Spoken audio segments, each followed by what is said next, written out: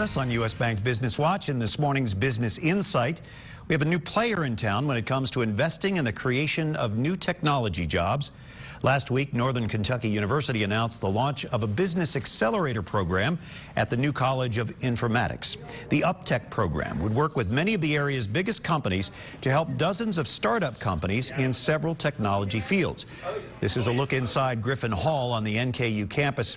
The premise of UpTech is that big ideas require equity investment.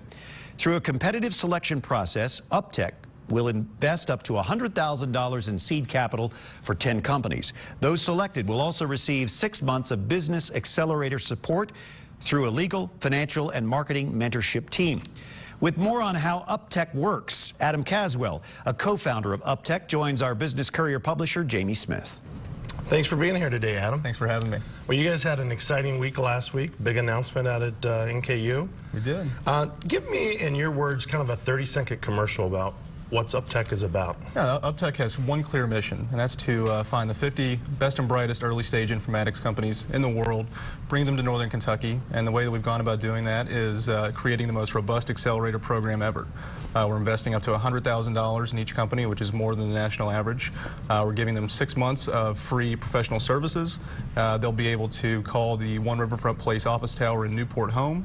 And finally, there's a really innovative NKU partnership component where they'll be able to team up with the university, have interns, be able to have faculty research, kind of a first of its kind in the accelerator process. That's great. I guess there's some similarities into the Brandery, Cincy Tech, but I guess the uniqueness of this program is probably the connection with the College of Informatics in NKU. It is. Things like the Brandery, they recognize the assets within our region. You know, with the Brandery, it was consumer marketing, having P&G, Macy's. This is our competitive advantage, informatics. So it's a neat ecosystem that's being built here in Greater Cincinnati, already a consumer marketing hub, and now we're set to be an informatics cluster. Oh, that's excellent. Besides NKU, it seems like there's a lot of great partners. Obviously, your organization, Campbell County Economic Progress Authority, Vision 2015, the Chamber, the E-Zone. I mean, a lot of expertise right there. Sure, we had to be able to leverage our regional assets. And some of the great things about this region are a strong business community. With this support network, what's unique is each one of these companies, they'll have their own attorney, their own accountant, their own PR specialist, and their own financial advisor or bank. That's unique in that other programs do a more macro approach of maybe a workshop 1 week.